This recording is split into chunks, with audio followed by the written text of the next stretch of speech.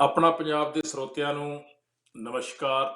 मैं सुभाष शर्मा हाजिर होया है प्रोग्राम लैके सेहत संभाल। मेरे नाल हिंदुस्तान तो जो अज हाजिर ने मेहमान ने डॉक्टर सुंदर शाम मुदगल।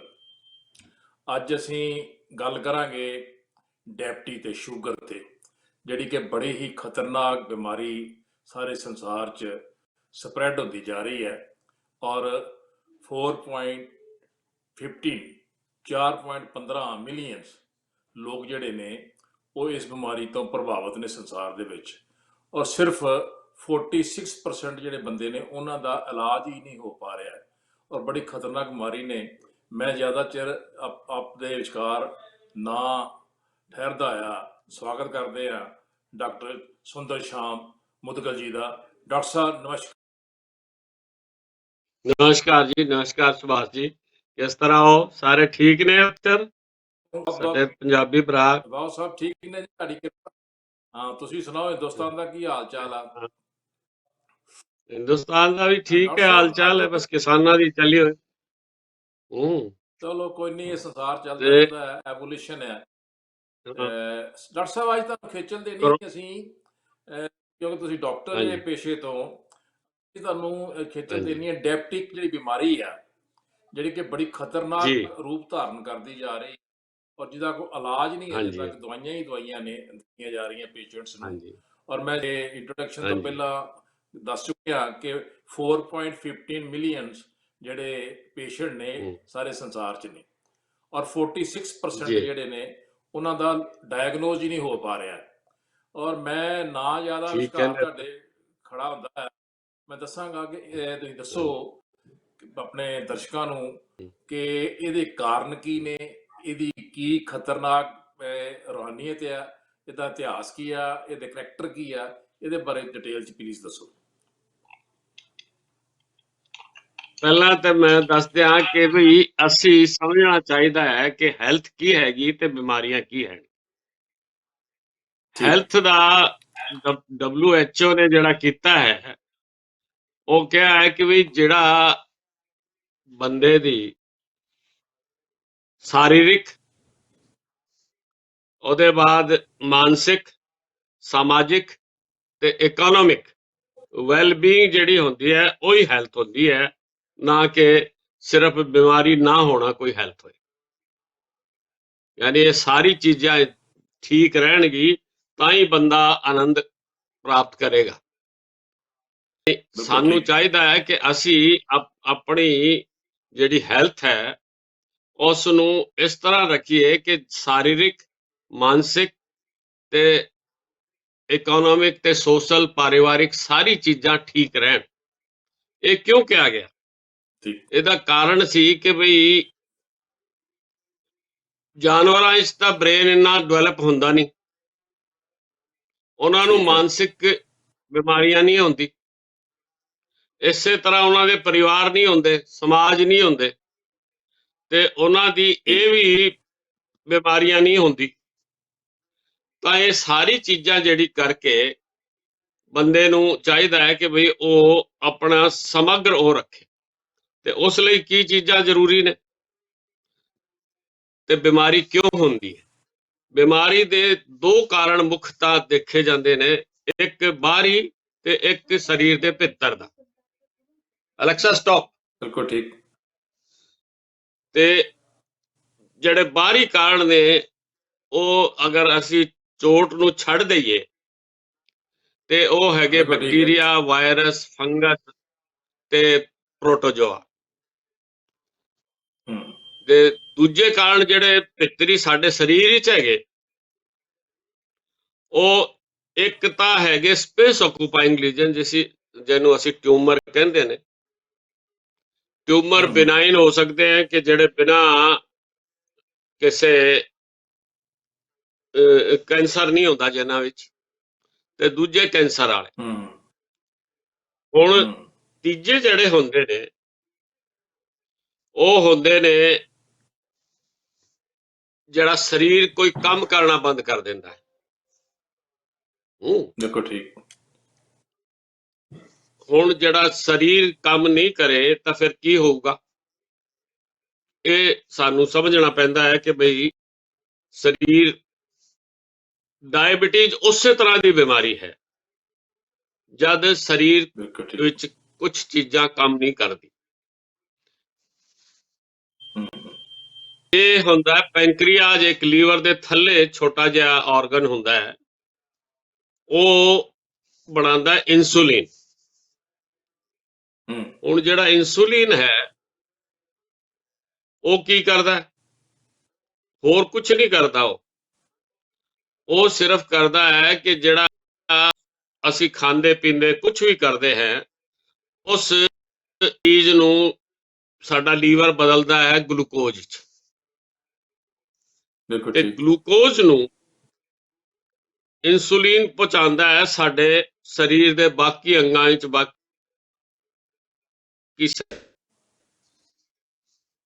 ਤੇ ਗਲੂਕੋਜ਼ ਜਿਹੜਾ ਹੈ ਉਹ એનર્ਜੀ, ਅਸੀਂ ਕੁਝ ਵੀ ਖਾਈਏ ਉਹ ਗਲੂਕੋਜ਼ ਵਿੱਚ, ਸ਼ੂਗਰ ਵਿੱਚ ਚੇਂਜ ਹੋ ਜਾਂਦਾ ਹੈ।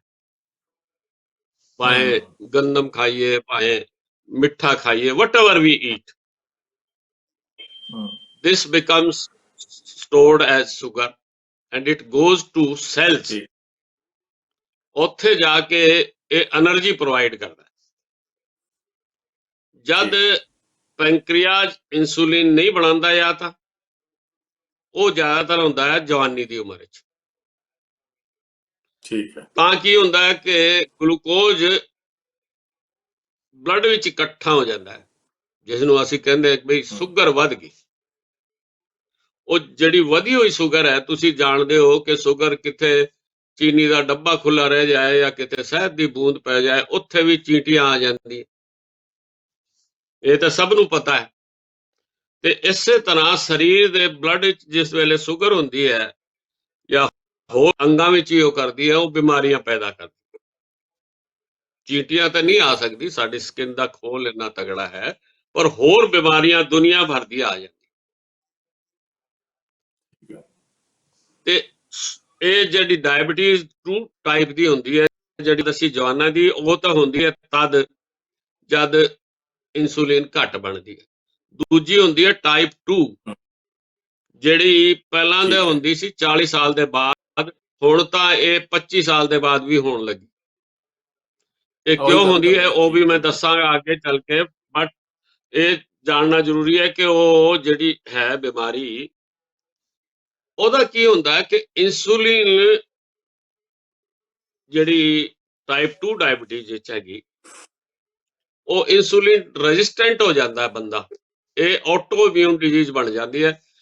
Basically this is a metabolic disease, ਯਾਨੀ ਸਾਡਾ ਮੈਟਾਬੋਲਿਜ਼ਮ ਜਿਹੜਾ ਹੈ, ਜਿਹਨੂੰ ਇਹ ਹਿੰਦੀ ਚ ਪੰਜਾਬੀ ਚਾਹ ਪਚਾ ਕਹਿੰਦੇ ਬਈ, ਜਿਹੜਾ ਖਾਣ ਪੀਣ ਦਾ ਤਰੀਕਾ ਹੈ, ਉਹਦੇ ਵਿੱਚ ਇਹ ਅੜੰਗਾ ਪਾ ਦਿੰਦੀ ਹੈ ਦੋਨੋਂ ਪਾਸੇ। ਨਾ ਹੋਏ ਇਨਸੂਲਿਨ ਤਾਂ ਵੀ, ਤੇ ਹੋ ਜਾਏ ਤਾਂ ਵੀ। ਤੇ ਸਭ ਤੋਂ ਜ਼ਿਆਦਾ ਜਿਹੜਾ ਟਾਈਪ 2 ਹੈ ਉਹ ਨੁਕਸਾਨਦੇਹ ਹੁੰਦਾ ਹੈ। ਇਹ 90 ਤੋਂ 95% ਜਿਹੜੇ ਡਾਇਬੀਟੀਜ਼ ਦੇ ਜਿੰਨੇ ਟੋਟਲ ਮਰੀਜ਼ ਨੇ ਦੁਨੀਆ ਵਿੱਚ, 90 ਤੋਂ 95% ਨੂੰ ਡਾਇਬੀਟੀਜ਼ ਟਾਈਪ 2 ਹੈਗੀ, ਤੇ ਬਾਕੀ 5 ਤੋਂ 7% ਨੂੰ ਟਾਈਪ 1 ਹੈਗੀ। ਟਾਈਪ 1 ਦਾ ਤੇ ਕੋਈ ਕਸੂਰ ਨਹੀਂ ਬਈ ਸਾਡਾ, ਉਹ ਤਾਂ ਬਣਦਾ ਨਹੀਂ ਸਰੀਰ ਵਿੱਚ, ਕੋਈ ਨਾ ਕੋਈ ਟੈਕ ਡਿਫੈਕਟ ਹੋਣਾ, ਉਹ ਵੀ ਮੈਂ ਦੱਸਾਂਗਾ ਅੱਗੇ ਜਾ ਕੇ, ਕੋਈ ਹੋਰ ਚੀਜ਼ਾਂ ਹੋਣੀ। ਬਟ ਟਾਈਪ 2 ਜਿਹੜੀ ਹੈ ਉਹ ਉਸ ਨੂੰ ਅਸੀਂ ਬਚਾ ਸਕਦੇ। ਇਹ ਜ਼ਿਆਦਾਤਰ ਹੁੰਦੀ ਹੈ ਖਾਣ ਪੀਣ ਵਿੱਚ, ਕੋਤਾਹੀ ਵਰਤਣ ਵਿੱਚ। ਜੰਕ ਫੂਡ ਜਿਹੜਾ ਖਾਇਆ ਜਾਂਦਾ ਹੈ, ਤੇ ਐਕਟਿਵ ਨਹੀਂ ਰਹਿੰਦਾ ਬੰਦਾ, ਆਰਾਮ ਪ੍ਰਸਤ ਹੋ ਜਾਂਦਾ ਹੈ, ਖਾਈ ਜਾਂਦਾ ਹੈ, ਆਰਾਮ ਪ੍ਰਸਤ ਹੋ ਜਾਂਦਾ ਹੈ। ਹੁਣ ਤੁਸੀਂ ਇਹ ਦੇਖੋ ਕਿ ਅਸੀਂ ਉੱਪਰ ਟੰਕੀ ਜਿਹੜੀ ਹੁੰਦੀ ਹੈ ਸਾਡੀ ਪਾਣੀ ਦੀ ਘਰਾਂ ਵਿੱਚ, ਹੁਣ ਕੈਨੇਡਾ ਅਮਰੀਕਾ ਨਹੀਂ ਹੁੰਦੀ ਪਰ ਹਿੰਦੁਸਤਾਨ ਵਿੱਚ ਆਉਂਦੀ ਸੀ, ਉੱਥੇ ਜੇਕਰ ਸਾਰੇ ਨਲਕੇ ਬੰਦ ਹੋਣ ਤੇ ਉੱਪਰ ਜਾਣ ਵਾਲਾ ਪਾਣੀ ਹੋਏ ਤਾਂ ਉਹ ਓਵਰਫਲੋ ਕਰਨਾ ਸ਼ੁਰੂ ਕਰ ਦਿੰਦੀ ਹੈ। ਉਸੇ ਤਰ੍ਹਾਂ ਜਿਸ ਵੇਲੇ ਸ਼ੂਗਰ ਵੱਧ ਜਾਂਦੀ ਹੈ ਬਲੱਡ ਵਿੱਚ, ਤਾਂ ਉਹ ਸਮਝ ਲਿਓ ਕਿ ਉਹ ਕਰਦੀ ਹੈ, ਓਵਰਫਲੋ ਕਰੇਗੀ ਤਾਂ ਕਿਤੇ ਛੇਮ ਆਏਗੀ, ਕਿਤੇ ਕਿਚੜ ਹੋਏਗਾ, ਉਹੀ ਸਾਰੇ ਸਰੀਰ ਵਿੱਚ ਹੋਣਾ ਸ਼ੁਰੂ ਹੋ ਜਾਂਦਾ ਹੈ। ਤੇ ਇਹ ਸਭ ਤੋਂ ਜ਼ਿਆਦਾ ਸਾਡੀ ਲਾਈਫ ਸਟਾਈਲ ਦੀ ਬਿਮਾਰੀ ਹੈ। ਹਾਲਾਂਕਿ ਲੋਕੀ ਕਹਿੰਦੇ ਨਵੀਂ ਬਿਮਾਰੀ, ਨਵੀਂ ਨਹੀਂ ਹੈਗੀ ਕਤਈ। ਇਹ 6ਵੀਂ ਵਿੱਚ ਵੀ ਸਾਡੇ ਸੁਸੁਰਤ ਹੁੰਦੇ ਸੀ ਹਿੰਦੁਸਤਾਨ ਦੇ, ਉਹਨਾਂ ਨੂੰ ਪਤਾ ਸੀ ਕਿ ਵੀ ਡਾਇਬਟੀਜ਼, ਜਿਸ ਨੂੰ ਮਧੂਮੇਹ ਕਿਹਾ ਗਿਆ, ਉਹ ਪਹਿਚਾਨ ਲਿਆ ਸੀ ਉਹਨਾਂ ਨੇ, ਕਿਉਂਕਿ ਮਧੂ ਦਾ ਅਰਥ ਹੈ ਮਿੱਠਾ ਤੇ ਮੇਹ ਦਾ ਅਰਥ ਹੈ ਬਾਰਿਸ਼, ਯਾਨੀ ਮਿੱਠੇ ਦੀ ਬਾਰਿਸ਼ ਹੁੰਦੀ ਹੈ। ਕਿਉਂ ਹੁੰਦੀ ਹੈ? ਉਹ ਸਾਡੇ ਯੂਰੀਨ ਵਿੱਚ ਇੰਨਾ ਮਿੱਠਾ ਆਉਣਾ ਸ਼ੁਰੂ ਹੋ ਜਾਂਦਾ ਹੈ। ਇੱਥੇ ਹੀ ਨਹੀਂ, ਚੀਨੀ ਭਾਸ਼ਾ ਦਾ ਨਾਂ ਇਸੇ ਤਰ੍ਹਾਂ ਮਿੱਠੇ ਦੇ ਨਾਲ ਹੈਗਾ, ਤੇ ਲੈਟਿਨ ਵਿੱਚ ਵੀ ਇਹ ਸਾਰੀ ਚੀਜ਼ਾਂ ਵਿੱਚ, ਤੇ ਯੂਰਪ ਵਿੱਚ ਇਸ ਨੂੰ ਪਿਸਿੰਗ ਇਵਲ ਕਹਿੰਦੇ ਸੀ, ਕਿ ਬਈ ਯੂਰੀਨ ਦਾ ਜ਼ਿਆਦਾ ਆਣਾ, ਰਾਤੀ ਉੱਠਣਾ, ਦਿਨ ਵਿੱਚ ਉੱਠਣਾ, ਇਸ ਕਰਕੇ ਪਿਸਿੰਗ ਇਵਲ ਇਹਦਾ ਨਾਂ ਸੀ। ਤੇ ਯਾਨੀ ਕਿ ਅੱਜ ਤੋਂ ਲਗਭਗ ਇਹ ਸਮਝੋ 100 ਵਰਸ ਪਹਿਲਾਂ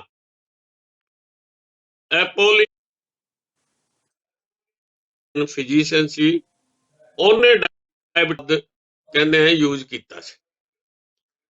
ਬਾਅਦ ਵਿੱਚ ਇਹ ਕਿਤਾਬਾਂ ਵਿੱਚ ਵੀ ਆਇਆ ਡਾਇਬਟੀਜ਼ ਦੇ ਨਾਂ ਤੇ। ਤੇ ਸਭ ਦੀ ਚੀਜ਼ ਇਹੀ ਹੈ ਕਿ ਬਈ ਡਾਇਬਟੀਜ਼, ਹੁਣ ਅਸੀਂ ਇਹ ਮੈਂ ਖਾਕਾ ਖਿੱਚਿਆ, ਹੁਣ ਮੈਂ ਤੁਹਾਨੂੰ ਬਾਰੀ ਬਾਰੀ ਦੱਸਦਾ ਵੀ ਡਾਇਬਟੀਜ਼ 1 ਤੇ 2 ਤੇ ਇਹਨਾਂ ਦੇ ਕਾਰਨ ਤੇ ਬਾਕੀ ਚੀਜ਼ਾਂ ਕੀ ਹੁੰਦੀਆਂ। ਡਾਇਬਟੀਜ਼ ਜਿਹੜੀ 1 ਹੈ ਉਹ ਆਟੋਇਮਿਊਨ ਡਿਜ਼ੀਜ਼ ਹੈਗੀ। ਇਹਦੇ ਵਿੱਚ ਕੀ ਹੁੰਦਾ ਹੈ ਕਿ ਸਰੀਰ ਦੀ ਜਿਹੜੀ ਰੱਖਿਆ ਪ੍ਰਣਾਲੀ ਹੈ, ਉਹ ਇਨਸੂਲਿਨ ਬੜੀ ਜਿਹੜੀ ਸੈੱਲ ਨੇ, ਕੋਸ਼ਿਕਾएं ਨੇ, ਉਹਨਾਂ ਤੇ ਹਮਲਾ ਕਰ ਦਿੰਦੀ ਹੈ ਤੇ ਉਹਨਾਂ ਨੂੰ ਖਤਮ ਕਰ ਦਿੰਦੀ ਹੈ। ਇਨਸੂਲਿਨ ਬਣਨੀ ਬੰਦ ਹੋ ਜਾਂਦੀ ਹੈ ਪੈਂਕਰੀਆਜ 'ਚ। ਇਹ ਜ਼ਿਆਦਾਤਰ ਮੈਂ ਤੁਹਾਨੂੰ ਦੱਸਿਆ ਕਿ ਯੁਵਾ ਅਵਸਥਾ ਵਿੱਚ, ਲੇਕਿਨ ਕਦੀ ਕਦੀ ਜਿਹੜੇ ਬਜ਼ੁਰਗ ਨੇ, ਅਧੇੜ ਨੇ, ਉਹਨਾਂ ਦੇ ਵਿੱਚ ਵੀ ਹੋ ਜਾਂਦੀ ਹੈ। 5% ਲੋਕਾਂ ਨੂੰ ਇਹ ਹੁੰਦੀ ਹੈ ਤੇ ਜ਼ਿਆਦਾ ਨੂੰ ਡਾਇਬਟੀਜ਼ ਹੁੰਦੀ। ਡਾਇਬਟੀਜ਼ 2 ਉਸ ਵੇਲੇ ਹੁੰਦੀ ਹੈ ਜਦ ਸਰੀਰ ਰੈਜ਼ਿਸਟੈਂਟ ਹੋ ਜਾਂਦਾ ਹੈ ਇਨਸੂਲਿਨ ਨੂੰ ਕੰਮ ਵਿੱਚ ਨਹੀਂ। ਇਨਸੂਲਿਨ ਬਣਦੀ ਹੈ ਪਰ ਕੰਮ ਵਿੱਚ ਸਰੀਰ ਨਹੀਂ ਲੈ ਸਕਦਾ ਉਸ ਨੂੰ, ਇਸ ਕਰਕੇ ਇਹ ਹੁੰਦੀ ਹੈ। ਯਾਨੀ ਕਿ ਇਨਸੂਲਿਨ ਬਣਾਉਂਦਾ ਹੈ ਬਟ ਇਟ ਇਜ਼ ਨੋਟ ਯੂਟਿਲਾਈਜ਼ਡ, ਇਸ ਕਰਕੇ ਇਹ ਬਿਮਾਰੀ ਹੁੰਦੀ ਹੈ। ਤੇ ਇੱਕ ਹੋਰ ਤਰੀਕਾ ਦੀ ਵੀ, ਯਾਨੀ ਕਈ ਤਰੀਕੇ ਦੀ ਹੁੰਦੀ ਹੈ, ਪ੍ਰੀ ਡਾਇਬਟੀਜ਼ ਹੁੰਦੀ ਹੈ। ਡਾਇਬਟੀਜ਼ 2 ਦਾ ਵੱਡਾ ਖਤਰਾ ਕੀ ਹੈ ਕਿ ਲੋਕਾਂ ਨੂੰ ਪਤਾ ਨਹੀਂ ਲੱਗਦਾ। ਉਹ ਤਾਂ ਜਿਹੜਾ ਐਨੂਅਲ ਚੈੱਕਅਪ ਹੁੰਦਾ ਹੈ, ਸਾਰਾ ਬਲੱਡ ਕਰਦੇ, ਜਿਹੜੇ ਨੌਕਰੀ ਕਰਦੇ, ਜਾਂ ਕਿਸੇ ਹੋਰ ਬਿਮਾਰੀ ਕਰਕੇ ਕੋਈ ਫੱਟੜ ਹੋ ਗਿਆ, ਉਸ ਦੇ ਲਈ ਅਸੀਂ ਆਪਰੇਸ਼ਨ ਕਰਨਾ, ਫਿਰ ਟੈਸਟ ਕਰਦੇ, ਤਾਂ ਪਤਾ ਲੱਗਦਾ ਵੀ ਇਹਨੂੰ ਤਾਂ ਡਾਇਬਟੀਜ਼ ਹੈ।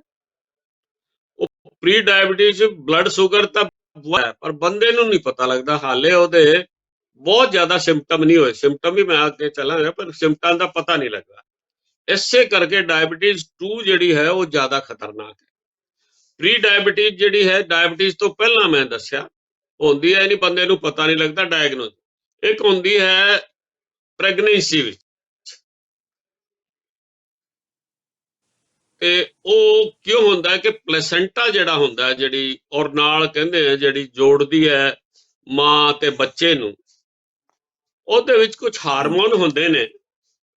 ਉਹ ਹਾਰਮੋਨ ਜਿਹੜੇ ਹੈ ਉਹ ਇਨਸੂਲਿਨ ਨੂੰ ਕੰਮ ਨਹੀਂ ਕਰਨ ਦਿੰਦੇ, ਮਾਂ ਦੀ ਇਨਸੂਲਿਨ ਵਿੱਚ, ਜਿਹੜੇ ਬਲੱਡ ਵਿੱਚ ਹੈਗੇ, ਤੇ ਉਹ ਇਨਸੂਲਿਨ ਵੱਧ ਜਾਂਦੀ ਹੈ। ਜਦ ਬੱਚਾ ਪੈਦਾ ਹੋ ਜਾਂਦਾ ਹੈ, ਪਲੇਸੈਂਟਾ ਬਾਹਰ ਆ ਜਾਂਦਾ ਹੈ, ਤਾਂ ਉਹ ਠੀਕ ਵੀ ਹੋ ਜਾਂਦੀ ਹੈ। ਪਰ ਇਹ ਇੱਕ ਚੇਤਾਵਨੀ ਹੈ ਕਿ ਇਸ ਲੇਡੀ ਨੂੰ ਅੱਗੇ ਚੱਲ ਕੇ ਡਾਇਬਟੀਜ਼ 2 ਹੋ ਸਕਦੀ ਹੈ, ਉਹਨੂੰ ਧਿਆਨ ਰੱਖਣਾ ਹੁੰਦਾ ਹੈ ਆਪਣਾ।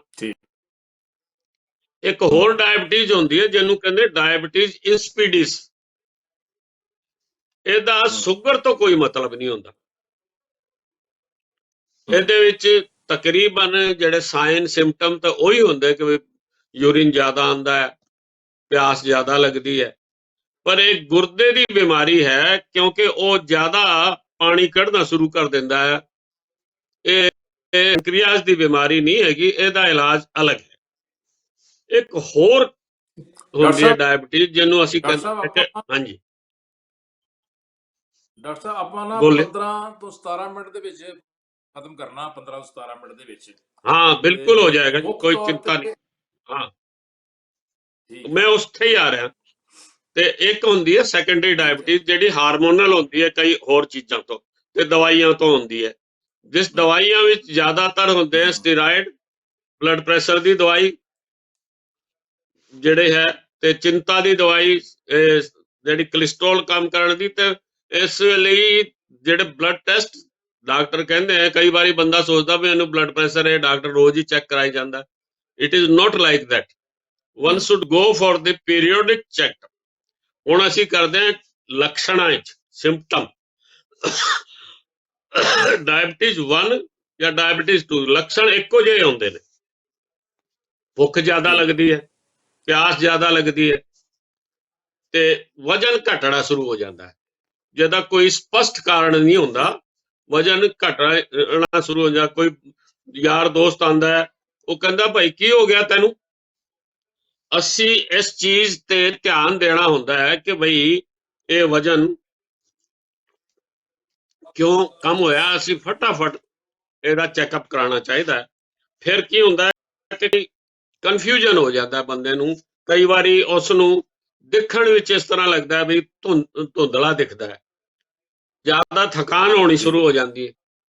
ਇੱਕ ਹੋਰ ਇਸ ਦਾ ਬੜਾ ਤਗੜਾ ਸਿੰਪਟਮ ਹੈ ਕਿ ਜਿਹੜਾ ਜ਼ਖਮ ਪਹਿਲਾਂ 4 ਦਿਨਾਂ ਵਿੱਚ ਠੀਕ ਹੋ ਜਾਂਦਾ ਸੀ, ਹੁਣ ਉਹ ਮਹੀਨੇ ਠੀਕ ਨਹੀਂ ਹੁੰਦਾ। ਨਹੀਂ ਹੁੰਦਾ, ਬਿਲਕੁਲ ਠੀਕ। ਫਿਰ ਮੇਲ ਤੇ ਫੀਮੇਲ ਵਿੱਚ ਵੀ ਥੋੜੇ ਥੋੜੇ ਫਰਕ ਹੁੰਦੇ ਆ ਟੈਸਟ। ਮੇਲ ਯਾਨੀ ਪੁਰਖ ਕੀ ਹੁੰਦਾ ਹੈ, ਇਸ ਵਿੱਚ ਈਡੀ ਇਰੈਕਟਾਈਲ ਡਿਸਫੰਕਸ਼ਨ, ਯਾਨੀ ਕਿ ਉਹਨੂੰ ਸੈਕਸ ਵਿੱਚ ਇਰੈਕਸ਼ਨ ਨਹੀਂ ਹੁੰਦੀ, ਤੇ ਮਾਸਪੇਸ਼ੀਆਂ ਦੀ ਵੀ ਕਮਜ਼ੋਰੀ ਸਰੀਰ ਵਿੱਚ ਹੋ ਜਾਂਦੀ ਹੈ। ਤੇ ਮਹਿਲਾਵਾਂ ਵਿੱਚ ਵੀ ਅਲੱਗ-ਅਲੱਗ ਥੋੜਾ ਫਰਕ ਹੁੰਦਾ ਹੈ। ਉਹਨਾਂ ਨੂੰ ਜਿਹੜਾ ਹੈ UTI ਬਹੁਤ ਹੁੰਦਾ ਹੈ, ਯਾਨੀ ਪਿਸ਼ਾਬ ਦੀ ਇਨਫੈਕਸ਼ਨ, ਯੂਰਿਨ ਦੀ ਇਨਫੈਕਸ਼ਨ ਬਹੁਤ ਹੈ। ਉਹ ਜਿਸ ਵਿੱਚ ਸਭ ਤੋਂ ਜ਼ਿਆਦਾ ਹੁੰਦੀ ਖਮੀਰ ਦੀ, ਈਸਟ ਦੀ। ਤੇ ਪੁਰਖਾਂ ਨਾਲ ਔਰਤਾਂ ਦੀ ਜਿਹੜੀ ਚਮੜੀ ਹੈ ਉਹ ਜ਼ਿਆਦਾ ਸੁੱਖੀ ਹੋ ਜਾਂਦੀ ਹੈ, ਉਹਨਾਂ ਨੂੰ ਖੁਜਲੀ ਵੀ ਜ਼ਿਆਦਾ ਹੁੰਦੀ ਹੈ। ਬਾਕੀ ਸਾਰੀ ਚੀਜ਼ਾਂ, ਮੂੰਹ ਸੁੱਕਣਾ, ਥਕਾਨ, ਹੱਥ ਪੈਰਾਂ 'ਚ ਸੁਨਸਨੀ ਜਾਂ ਝੁੰਝਣੀ ਹੋਣਾ, ਘਾਵ ਠੀਕ ਨਹੀਂ ਹੋਣਾ, ਨਜ਼ਰ 'ਚ ਧੁੰਦਲਾਪਣ, ਵਜਨ ਘਟਣਾ, ਇਹ ਸਾਰੀ ਚੀਜ਼ਾਂ ਹੁੰਦੀ। ਫਿਰ ਇਹਦੀ ਕੰਪਲੀਕੇਸ਼ਨ ਕੀ ਹੁੰਦੀ ਇਸ ਬਿਮਾਰੀਆਂ। ਕੰਪਲੀਕੇਸ਼ਨ ਇਹਦੀ ਦੁਨੀਆ ਭਰ ਦੀ ਹੈ। ਸਭ ਤੋਂ ਜ਼ਿਆਦਾ ਤੇ ਇਹ ਹਾਰਟ ਅਟੈਕ ਜਾਂ ਹਾਰਟ ਦੀ ਬਿਮਾਰੀ, ਜਿਹੜੀ ਐਥਰੋਸਕਲੇਰੋਸਿਸ, ਜਿਹੜੀ ਨਸਾਂ ਜਿਹੜੀ ਹੈ ਨਾ ਉਹ ਤੰਗ ਹੋ ਜਾਂਦੀ ਹੈ, ਸਕਵੀਜ਼ ਹੋ ਜਾਂਦੀ ਹੈ, ਜਿਸ ਨੂੰ ਅਸੀਂ ਐਥਰੋਸਕਲੇਰੋਸਿਸ ਕਹਿੰਦੇ ਹਾਂ, ਜਿਸ ਕਰਕੇ ਐਂਜਾਈਨਾ ਤੇ ਹਾਰਟ ਅਟੈਕ ਹੁੰਦਾ ਹੈ, ਦਿਲ ਦਾ ਦੌਰਾ ਹੁੰਦਾ ਹੈ, ਬ੍ਰੇਨ ਸਟ੍ਰੋਕ ਵੀ ਹੋ ਸਕਦਾ ਹੈ, ਕਿਉਂਕਿ ਸਾਰੀ ਨਸਾਂ ਹੋ ਜਾਏ। ਇਸੇ ਕਰਕੇ ਘਾਵ ਵੀ ਘੱਟ ਹੀ ਹੁੰਦਾ, ਕਿਉਂਕਿ ਜਿਹੜੀ ਖੂਨ ਪੂਰਾ ਪਹੁੰਚਦਾ ਨਹੀਂ। ਇਹ ਖਤਰੇ ਸ਼ਾਮਿਲ ਨੇ। ਗੁਰਦੇ ਦੀ ਬਿਮਾਰੀ ਹੋ ਸਕਦੀ ਹੈ, ਕਿਡਨੀ ਫੇਲ ਹੋ ਸਕਦੀ ਹੈ, ਅੱਖਾਂ ਦਾ ਰੈਟਿਨਾ ਵਿੱਚ ਵੀ ਫਰਕ ਪੈਂਦਾ ਹੈ, ਤੇ ਨਰਵ ਡੈਮੇਜ ਵੀ ਹੋ ਜਾਂਦੀ। ਇੱਕ ਹੋਰ ਖਾਸ ਚੀਜ਼ ਮੈਂ ਤੁਹਾਨੂੰ ਦੱਸਾਂ ਸੁਭਾਸ਼ ਜੀ, ਕਿ ਡਾਇਬਟੀਜ਼ ਵਾਲਿਆਂ ਨੂੰ ਬਹੁਤ ਵਾਰੀ ਹਾਰਟ ਅਟੈਕ ਵਿੱਚ ਦਰਦ ਨਹੀਂ ਹੁੰਦਾ। ਕਈ ਕਹਿੰਦੇ ਆ ਨਾ ਬਈ ਉਹ ਸੌਂਦੇ ਸੌਂਦੇ ਚਲਾ ਗਿਆ, ਯਾਨੀ ਹਾਰਟ ਅਟੈਕ ਤਾਂ ਹੋਇਆ। ਆਮ ਤੌਰ ਵਿੱਚ ਹਾਰਟ ਅਟੈਕ 'ਚ ਹੱਥ 'ਚ ਦਰਦ ਹੁੰਦਾ ਹੈ, ਗਰਦਨ ਵਿੱਚ ਹੁੰਦਾ, ਉਹ ਤਾਂ ਖੈਰ ਅੱਗੇ ਕਰਾਂਗੇ ਗੱਲ। ਪਰ ਡਾਇਬਟੀਜ਼ ਵਾਲੇ ਲਗਭਗ 40 ਤੋਂ 60% ਬੰਦਿਆਂ ਨੂੰ ਇਹ ਹਾਰਟ ਅਟੈਕ ਦੀ ਪੇਨ ਨਹੀਂ ਹੁੰਦੀ। ਇੱਕ ਤਰਫ ਤਾਂ ਇਹ ਫਾਇਦਾ ਹੈ ਵੀ ਚਲੋ ਪਰਮਾਤਮਾ ਨੇ ਉਹਨਾਂ ਨੂੰ ਦਰਦ ਤੋਂ ਬਚਾਇਆ, ਪਰ ਇਹ ਨੁਕਸਾਨ ਵੀ ਹੈ, ਬੰਦੇ ਨੂੰ ਪਤਾ ਹੀ ਨਹੀਂ ਲੱਗਦਾ। ਫਿਰ ਕੀ ਹੁੰਦਾ ਹੈ ਕਿ ਘਾਵ ਨਹੀਂ ਭਰਦੇ ਤਾਂ ਗੈਂਗਰੀਨ ਹੋ ਜਾਂਦੀ ਹੈ, ਜਿਹੜੀ ਸਾਹ ਵਿੱਚ ਬਦਬੂ ਆਣੀ ਸ਼ੁਰੂ ਹੋ ਜਾਂਦੀ ਹੈ। ਠੀਕ। ਤੇ ਜੇਕਰ ਜਾਏ ਤਾਂ ਕੀਟੋਸਿਸ, ਯਾਨੀ ਕਿ ਯੂਰਿਨ ਵਿੱਚ ਪ੍ਰੋਟੀਨ ਆਣੀ ਸ਼ੁਰੂ ਹੋ ਜਾਂਦੀ ਹੈ, ਇਸ ਕਰਕੇ ਫਿਰ ਬੇਹੋਸ਼ੀ ਵੀ ਹੋ ਜਾਂਦੀ ਹੈ। ਹੁਣ ਅਸੀਂ ਆਉਂਦੇ ਹਾਂ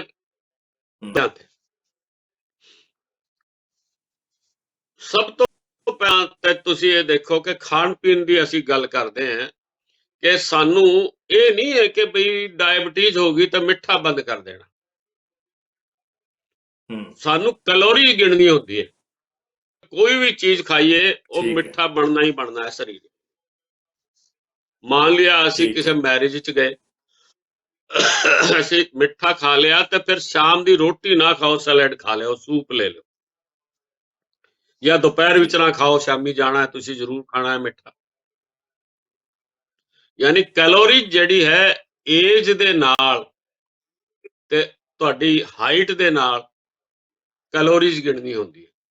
ਵਜਨ ਕਿਸ ਤਰ੍ਹਾਂ ਰੱਖਣਾ ਹੁੰਦਾ ਹੈ ਇਹ ਮੈਂ ਮੋਟਾ ਇੱਕ ਤਰੀਕਾ ਦੱਸ ਦਿੰਦਾ ਕਿ ਬਈ ਜਿਹੜਾ ਬੰਦਾ ਹੈ, ਪੁਰਖ ਹੈ, ਉਹ 1 ਇੰਚ ਤੇ 1 ਕਿਲੋ ਵਜਨ ਹੋਣਾ ਚਾਹੀਦਾ ਉਹਦਾ। 5 ਫੁੱਟ ਦਾ ਬੰਦਾ ਹੈ, 60 ਇੰਚ ਹੋ ਗਏ ਤੇ 60 ਕਿਲੋ ਜਿਹੜਾ ਕਿਲੋ ਵਜਨ ਹੈ ਉਹ ਉਹਦਾ ਆਪਟੀਮਮ ਵਜਨ ਹੈ। ਬਿਲਕੁਲ ਠੀਕ। 3 kg ਇੱਧਰ 3 kg ਉੱਧਰ ਹੋ ਜਾਏ ਕੋਈ ਗੱਲ ਨਹੀਂ। ਜਿਹੜੀ ਮਹਿਲਾਵਾਂ ਨੇ ਫੀਮੇਲ, ਉਹਨਾਂ ਦਾ ਤੁਸੀਂ 900 ਗ੍ਰਾਮ ਲਾ ਲਿਓ।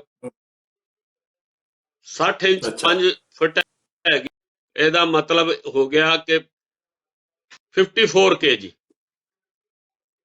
ਟੂ ਦਿਸ ਸਾਈਡ, 52 ਤੋਂ 50 ਯਾਨੀ 6 ਉਹਨਾਂ ਦਾ ਐਵਰੇਜ ਵਜਨ। ਇਹ ਮੋਟੀ ਚੀਜ਼ ਹੈ। ਇੰਨਾ ਵਜਨ ਅਸੀਂ ਰੱਖਣਾ ਹੈ ਜੇਕਰ ਅਸੀਂ ਸਵਸਥ ਰਹਿਣਾ ਹੈ। ਇਸ ਤੋਂ ਫालतू ਵਜਨ ਹੋਇਆ ਤੇ ਸਾਡੀ ਡਾਇਬਟੀਜ਼ ਦਾ ਖਤਰਾ ਵੱਧ ਜਾਣਾ। ਇਸ ਲਈ ਅਸੀਂ ਜਿਹੜਾ ਖਾਣਾ ਹੈ ਉਹ ਇੰਨੀ ਕੈਲੋਰੀ ਖਾਣੀ ਹੈ ਕਿ ਵੀ ਜਿੰਨਾ ਅਸੀਂ ਕੈਲੋਰੀਆਂ ਤੇ ਅਗਲੇ ਚਲਾਂਗੇ ਫੂਡ ਦੀ ਹੈਬਿਟ ਚ, ਉਸਦੇ ਵਿੱਚ ਦੱਸਾਂਗੇ ਵੀ ਕੈਲੋਰੀ ਕਿਸ ਤਰ੍ਹਾਂ ਗਿਣਦੇ ਨੇ, ਕੀ ਕਰਦੇ। ਪਰ ਇਹ ਧਿਆਨ ਰੱਖੋ ਕਿ ਵਜਨ ਇੰਨਾ ਹੋਣਾ ਚਾਹੀਦਾ, ਇਸ ਤੋਂ ਜ਼ਿਆਦਾ ਨਹੀਂ ਹੋਣਾ ਚਾਹੀਦਾ। ਉਹਦੇ ਬਾਅਦ ਕੀ ਹੈ ਕਿ ਜਿਹੜੀ ਫੂਡ ਹੈਬਿਟ ਹੈ, ਉਹ ਜਿੰਨਾ ਮੋਟਾ ਅਨਾਜ ਖਾਓਗੇ, ਜਿਸ ਤਰ੍ਹਾਂ ਮੈਦਾ ਨਹੀਂ ਖਾਣਾ, ਜਿਹੜੀ ਬਣਦੀ ਹੈ ਡਬਲ ਰੋਟੀ, ਉਸ ਤੋਂ ਆਪਣਾ ਜਿਹੜਾ ਹਿੰਦੁਸਤਾਨੀ ਖਾਣਾ ਸੀ, ਅਸੀਂ ਰੋਟੀ ਬਣਾਉਂਦੇ ਸੀ, ਜਾਂ ਬ੍ਰੈਡ ਵੀ ਲੈਣੀ ਹੈ ਤਾਂ ਹੋਲ ਵੀਟ ਬ੍ਰੈਡ ਲਿਓ, ਉਹ ਬਹੁਤ ਜ਼ਰੂਰੀ ਹੈ। ਇਸੇ ਤਰ੍ਹਾਂ ਕਿਉਂਕਿ ਫੈਟ ਵਿੱਚ ਜ਼ਿਆਦਾ ਕੈਲੋਰੀ ਹੁੰਦੀ ਹੈ ਤਾਂ ਫੈਟ ਘੱਟ ਖਾਓ। ਤੀਜੀ ਹੈ ਆਰਾਮ ਪ੍ਰਸਤ ਨਹੀਂ ਹੋਣਾ। ਉਹਦੇ ਵਿੱਚ ਮੈਂ ਤੁਹਾਨੂੰ ਦੱਸਾਂ ਚੀਜ਼ਾਂ ਤਾਂ ਅਲੱਗ ਨੇ। ਸਿਰਫ ਬੰਦਾ ਜੇਕਰ 40 ਮਿੰਟ ਤੋਂ 1 ਘੰਟਾ ਸੈਰ ਕਰ ਲੇ ਤਾਂ ਉਹਦੀ ਐਕਸਰਸਾਈਜ਼ ਪੂਰੀ ਹੋ ਜਾਂਦੀ ਹੈ। ਤੇ ਸੈਰ ਕਿਸ ਤਰ੍ਹਾਂ, ਕਿੰਨਾ ਚੱਲਣਾ ਹੁੰਦਾ, ਕਿਤਨੀ ਤੇਜ਼ੀ ਨਾਲ ਨਹੀਂ, ਉਹ ਵੀ ਦੱਸ ਦਿੰਦਾ। ਯਾਨੀ ਅਸੀਂ ਚੱਲਦੇ ਹਾਂ ਤੇਜ਼, ਸਾਹ ਨਹੀਂ ਚੜਨੇ ਚਾਹੀਦੇ ਸਾਨੂੰ, ਬਟ ਉਸੇ ਸਪੀਡ ਤੋਂ ਚੱਲਦੇ ਹੋਏ ਅਸੀਂ ਕਿਸੇ ਬੰਦੇ ਨਾਲ ਗੱਲ ਕਰੀਏ ਤਾਂ ਸਾਹ ਚੜਨੇ ਹੁੰਦੇ। ਇਹ ਹਰ ਬੰਦੇ ਦੀ ਆਪਟੀਮਮ ਸਪੀਡ ਹੁੰਦੀ। ਯਾਨੀ ਤੁਸੀਂ ਅਲੱਗ ਤੇਜ਼ੀ ਨਾਲ ਚੱਲਦੇ ਹੋ, ਮੈਂ ਅਲੱਗ ਤੇਜ਼ੀ ਨਾਲ, ਪਰ ਉਸ ਤੇਜ਼ੀ ਨਾਲ ਜੇਕਰ ਚੁੱਪ ਰਹੀਏ ਤਾਂ ਸਾਹ ਨਹੀਂ ਚੜਨੇ ਚਾਹੀਏ। ਲੇਕਿਨ ਉਸੇ ਸਪੀਡ ਵਿੱਚ ਅਸੀਂ ਗੱਲ ਕਰਦੇ ਹਾਂ ਕਿਸੇ ਬੰਦੇ ਨਾਲ, ਕੋਈ ਦੋਸਤ ਮਿਲ ਜਾਂਦਾ ਹੈ ਤਾਂ ਇੱਕ ਉਹ 40 ਮਿੰਟ ਚੱਲਣ ਵਿੱਚ ਰੁਕਣਾ ਨਹੀਂ ਕਿੱਥੇ। ਯਾਨੀ ਕੋਈ ਬੰਦਾ ਮਿਲ ਗਿਆ, ਭਾਈ ਤੂੰ ਮੇਰੇ ਨਾਲ ਚੱਲ, ਜੇਕਰ ਗੱਲ ਕਰਨੀ ਹੈ, ਇਹ ਤਾਂ ਉਸ ਦੀ ਹੈ। ਫਿਰ ਮੈਂ ਤੁਹਾਨੂੰ ਦੱਸਿਆ ਵੀ ਖਾਣਾ, ਫਿਰ ਦਵਾਈਆਂ ਹੁੰਦੀਆਂ, ਜਿਹੜੀ ਡਾਇਬਟੀਜ਼, ਤੁਸੀਂ ਮੈਨੂੰ ਕਰ ਦੇਣਾ ਕਿ ਵੀ ਹੁਣ 5 ਜਾਂ 4 ਮਿੰਟ ਰਹਿ ਗਏ, ਫਿਰ ਮੈਂ ਕਈ ਚੀਜ਼ਾਂ। ਟੈਸਟ ਬੜੇ ਜ਼ਰੂਰੀ ਨੇ। ਟੈਸਟ 3 ਤਰ੍ਹਾਂ ਦੇ ਹੁੰਦੇ ਨੇ। ਇੱਕ ਫਾਸਟਿੰਗ ਬਲੱਡ ਸ਼ੂਗਰ, ਯਾਨੀ ਖਾਣਾ ਖਾਣ ਦੇ 2 ਘੰਟੇ ਬਾਅਦ। ਇਹ ਬਹੁਤ ਜ਼ਰੂਰੀ ਟੈਸਟ ਨੇ ਤੇ ਜਿਸ ਦਿਨ ਫਾਸਟਿੰਗ ਹੋਏ ਉਸੇ ਦਿਨ ਪੀਪੀ ਕਰਾਣੀ। ਇਹ ਨਹੀਂ ਕਿ ਅੱਜ ਫਾਸਟਿੰਗ ਕਰ ਲਈ, ਹਫਤੇ ਬਾਅਦ ਪੀਪੀ ਕਰ ਲਈ। ਇਹਦਾ ਰਿਕਾਰਡ ਰੱਖਣਾ ਬੜਾ ਜ਼ਰੂਰੀ ਹੈ। ਇੱਕ ਡਾਇਰੀ ਬਣਾਓ, ਕੱਲ ਤੱਕ ਕੰਪਿਊਟਰ ਵਿੱਚ ਹੋ ਜਾਂਦੇ ਆ, ਪਰ ਰੱਖਣਾ ਹੈ, ਬਹੁਤ ਜ਼ਰੂਰੀ ਹੈ। ਡਾਕਟਰ ਕੋਲ ਜਾਵਾਂਗੇ, ਲੈ ਕੇ ਜਾਵਾਂਗੇ, ਉਹਨੂੰ ਪਤਾ ਲੱਗੇ। ਤੇ ਇਹਦੇ ਜਿਹੜਾ ਯੂਰਿਨ ਟੈਸਟ ਵੀ ਬਹੁਤ ਜ਼ਰੂਰੀ ਹੈ, ਹਰ ਤੀਜੇ ਮਹੀਨੇ, ਕਿਉਂਕਿ ਯੂਰਿਨ ਵਿੱਚ ਜਿਹੜੀ ਪ੍ਰੋਟੀਨ ਆਉਂਦੀ ਹੈ ਉਹ ਸਾਨੂੰ ਦੱਸਦੀ ਹੈ ਵੀ ਕਿਡਨੀ ਖਰਾਬ ਹੋਣ ਲੱਗੀ ਕਿ ਨਹੀਂ। ਉਹ ਬਲੱਡ ਵਿੱਚ ਪ੍ਰੋਟੀਨ ਟੈਸਟ ਦੇ ਆਉਣ ਤੋਂ ਯੂਰਿਨ ਵਿੱਚ ਪਤਾ ਲੱਗਦੀ ਹੈ। ਬਲੱਡ ਵਿੱਚ ਜਦ ਤੱਕ ਪ੍ਰੋਟੀਨ ਤੇ ਕੀਟੋਨ ਆਉਂਦਾ ਹੈ ਤਦ ਤੱਕ ਤੇ ਗੁਰਦੇ ਖਰਾਬ ਹੋਣੇ ਸ਼ੁਰੂ ਹੋ ਜਾਂਦੇ ਆ। ਜਿਸ ਵੇਲੇ ਯੂਰਿਨ ਵਿੱਚ ਪ੍ਰੋਟੀਨ ਡਿਟੈਕਟ ਹੁੰਦੀ ਹੈ, ਅਸੀਂ ਦਵਾਈ ਨਾਲ, ਪਰਹੇਜ਼ ਨਾਲ ਉਸ ਦਾ ਗੁਰਦਾ ਖਰਾਬ ਹੋਣ ਤੋਂ ਬਚਾ ਸਕਦੇ। ਫਿਰ ਇੱਕ ਹੁੰਦਾ ਹੈ ਗਲਾਈਕੋਸਿਟਿਡ ਹੀਮੋਗਲੋਬਿਨ, ਜਿਸ ਤੋਂ ਇਹ ਪਤਾ ਲੱਗਦਾ ਵੀ ਪਿਛਲੇ 3 ਮਹੀਨਾ ਇਹਦਾ ਕੰਟਰੋਲ ਰਿਹਾ ਕਿ ਨਹੀਂ। ਉਹ ਤੇ ਡਾਕਟਰ ਨੂੰ ਹੀ ਠੀਕ ਹੈ ਵੀ ਡਾਕਟਰ ਉਹਦੇ ਨਾਲ ਪਤਾ। ਸਾਡੇ ਲਈ ਤੇ ਫਾਸਟਿੰਗ ਤੇ ਪੀਪੀ ਤੇ ਯੂਰਿਨ ਤੇ ਸਾਲ ਵਿੱਚ ਇੱਕ ਵਾਰ ECG, ਕਿਉਂਕਿ ਮੈਂ ਤੁਹਾਨੂੰ ਦੱਸਿਆ ਕਿ ਹਾਰਟ ਅਟੈਕ ਦਾ ਪਤਾ ਨਹੀਂ ਲੱਗਦਾ। ਫਿਰ ਦਵਾਈ ਲੈਂਦੇ ਹੋਏ ਇੱਕ ਬਹੁਤ ਜ਼ਰੂਰੀ ਚੀਜ਼ ਹੈ ਹਾਈਪੋਗਲਾਈਸੀਮੀਆ, ਕਿ ਵੀ ਉਹਦਾ ਬੜਾ ਖਤਰਾ ਹੈ। ਡਾਇਬਟੀਜ਼ ਤਾਂ ਮਾਰਦੀ ਹੈ ਸਾਲਾਂ ਵਿੱਚ। ਹਾਈਪੋਗਲਾਈਸੀਮੀਆ ਜਿਹੜਾ ਸ਼ੂਗਰ ਘਟ ਜਾਣਾ, ਉਹ ਹਾਂਜੀ ਬੋਲਿਓ। ਹਾਂਜੀ ਠੀਕ। ਹਾਈਪੋਗਲਾਈਸੀਮੀਆ ਦਾ ਧਿਆਨ ਰੱਖਣਾ ਬਹੁਤ ਜ਼ਰੂਰੀ ਹੁੰਦਾ ਹੈ। ਜੇਕਰ ਸ਼ੂਗਰ ਘਟ ਜਾਏ ਤਾਂ ਘੰਟਿਆਂ ਵਿੱਚ ਮਰਦਾ ਬੰਦਾ। ਤੇ ਇਸ ਲਈ ਜਦ ਤੁਹਾਨੂੰ ਲੱਗੇ ਕਿ ਬਈ ਮੇਰੀ ਸ਼ੂਗਰ, ਕੀ ਹੁੰਦਾ, ਕਨਫਿਊਜ਼ਨ ਹੋ ਜਾਂਦਾ ਬੰਦੇ ਨੂੰ, ਚੱਕਰ ਆਉਣਾ ਸ਼ੁਰੂ ਹੋ ਜਾਂਦਾ, ਫਿਰ ਫਟਾਫਟ ਮਿੱਠਾ ਖਾਓ। ਤੇ ਆਪਣੀ ਜੇਬ ਵਿੱਚ ਇੱਕ ਡਾਇਬਟਿਕ ਕਾਰਡ ਆਉਂਦਾ ਹੈ, ਉਹ ਰੱਖੋ। ਜੇਕਰ ਬੇਹੋਸ਼ ਹੋ ਗਏ ਤੁਸੀਂ ਤੇ ਕੋਈ ਜਿਹੜਾ ਤੁਹਾਨੂੰ ਚੁੱਕ ਕੇ ਹਸਪਤਾਲ ਲੈ ਜਾਏਗਾ, ਉਹਨੂੰ ਪਤਾ ਵੀ ਇਹ ਡਾਇਬਟੀਜ਼ ਕਰਕੇ, ਫਟਾਫਟ ਟੈਸਟ ਹੋਏਗਾ, ਉਹ ਤੁਹਾਨੂੰ ਗਲੂਕੋਜ਼ ਚੜਾਉਣਗੇ। ਜੇਕਰ ਤੁਹਾਨੂੰ ਪਤਾ ਲੱਗਿਆ ਮੇਰਾ ਘਟ ਹੋ ਗਿਆ, ਤੇ ਤੁਸੀਂ ਨਾਲ ਆਪਣੇ ਕੋਈ ਮਿੱਠੀ ਚੀਜ਼ ਰੱਖੋ, ਕੈਂਡੀ ਰੱਖੋ, ਚਾਕਲੇਟ ਰੱਖੋ, ਉਹ ਖਾ ਲਿਓ। ਥੋੜੀ ਬਹੁਤ ਸ਼ੂਗਰ ਵੱਧ ਗਈ, ਉਹਦਾ ਇੰਨਾ ਨੁਕਸਾਨ ਨਹੀਂ ਜਿਤਨਾ ਘਟਣ ਦਾ ਹੈ। ਘਟਣ ਵਿੱਚ ਮੈਂ ਤੁਹਾਨੂੰ ਦੱਸਿਆ, ਉਹ ਤਾਂ ਫਟਾਫਟ ਮੌਤ ਆਉਂਦੀ ਹੈ। ਤੇ ਇਹ ਬਹੁਤ ਜ਼ਰੂਰੀ ਹੈ। ਤੇ ਅੱਖਾਂ ਤੇ ਬੜਾ ਜ਼ਰੂਰੀ ਹੈ, ਸਾਲ ਵਿੱਚ ਇੱਕ ਵਾਰੀ, ਕਿਉਂਕਿ ਜਿਸ ਵੇਲੇ ਉਹ ਖਤਰਾ, ਜਿਸ ਅੱਖਾਂ ਖਰਾਬ ਹੀ ਹੋ ਗਈ, ਫਿਰ ਤਾਂ ਕੀ ਇਲਾਜ ਕਰਨਾ। ਤੇ ਇਹ ਬਹੁਤ ਸਾਰੀ ਚੀਜ਼ਾਂ ਹੈ। ਤੇ ਟਾਈਪ 2 ਵਿੱਚ ਕਦੀ ਕਦੀ ਫੈਮਿਲੀ, ਕਿਸੇ ਦੀ ਫੈਮਿਲੀ ਹਿਸਟਰੀ ਹੈ ਤੇ ਉਹਨੂੰ ਤਾਂ ਹੋਰ ਜ਼ਿਆਦਾ ਧਿਆਨ ਰੱਖਣਾ, ਆਪਣੇ ਵਜਨ ਦਾ ਵੀ ਤੇ ਹੋਰ ਚੀਜ਼ਾਂ। ਤੁਹਾਨੂੰ ਕੋਈ ਸਵਾਲ ਜੀ ਦੱਸੋ ਇਹਦੇ ਬਾਰੇ ਨੇ। ਡਾਕਟਰ ਸਾਹਿਬ, ਟਾਈਮ ਖਤਮ ਹੋ ਰਿਹਾ, ਤਾਂ ਇਹ ਬਹੁਤ ਅੱਛੀ ਗੱਲਾਂ ਤੁਹਾਨੂੰ ਦੱਸੀਆਂ। ਫਿਰ ਵੀ ਅਗਲੇ ਆਪਾਂ ਇਸੇ ਟੌਪਿਕ ਤੇ ਫਿਰ ਦੁਬਾਰਾ ਗੱਲ ਕਰਾਂਗੇ। ਨੈਕਸਟ ਵੀਕ ਫਿਰ ਆਪਾਂ ਜੀ ਰਹਿੰਦੀਆਂ ਗੱਲਾਂ। ਹਾਂਜੀ ਹਾਂ, ਵਿਊਅਰ ਦੇ ਜਿਹੜੇ ਸਵਾਲ ਉਹ ਹੀ ਲੈ ਲੈਣਾ, ਉਹਨਾਂ ਦੇ ਵੀ ਜਵਾਬ ਦਿਓ। ਹਾਂ, ਵਿਊਅਰਸ ਦੇ ਸਵਾਲ ਲਾਂਗੇ ਔਰ ਬਾਕੀ ਹੋਰ ਗੱਲਾਂ ਕਰਾਂਗੇ ਇਸ ਤੇ, ਕੀ ਵਪਾਰ ਜਾਂ ਕੀ ਇਹਦਾ ਸਮਾਜਿਕ ਸਟੇਟਸ ਹੈਗਾ ਇਹਦੇ, ਕਿਉਂਕਿ ਸਮਾਂ ਹੋ ਗਿਆ, ਸਮਾਂ ਦੇ ਰਿਹਾ। ਬਹੁਤ ਮਿਹਰਬਾਨੀ। ਔਰ ਬਾਈ ਸਭ ਨੂੰ ਕਹਿਣਾ ਧਿਆਨ ਰੱਖਣ, ਕੋਵਿਡ ਦਾ ਹਾਲੇ ਚੱਲੇਗਾ। ਇਹ ਆਪਣੀ ਉਸ ਜਿਹੜੇ ਹੈ ਮਾਸਕ ਪਹਿਨਣ ਤੇ ਹੱਥ ਧੋਣ ਜ਼ਰੂਰ। ਬਿਲਕੁਲ ਠੀਕ ਹੈ ਜੀ। ਇਹ ਮੈਸੇਜ ਸਾਰੇ ਦਰਸ਼ਕਾਂ ਨੂੰ, ਸਾਰੇ ਸੰਸਾਰ ਨੂੰ। ਬਹੁਤ ਬਹੁਤ ਡਾਕਟਰ ਸਾਹਿਬ ਮਿਹਰਬਾਨੀ, ਥੈਂਕਸ। ਉਮੀਦ ਕਰਦੇ ਹਾਂ ਸਾਰਿਆਂ ਨੂੰ ਜਿਹੜੇ ਵਾਹਿਗੁਰੂ ਜੀ ਦਾ ਖਾਲਸਾ ਤੇ ਨਮਸਕਾਰ।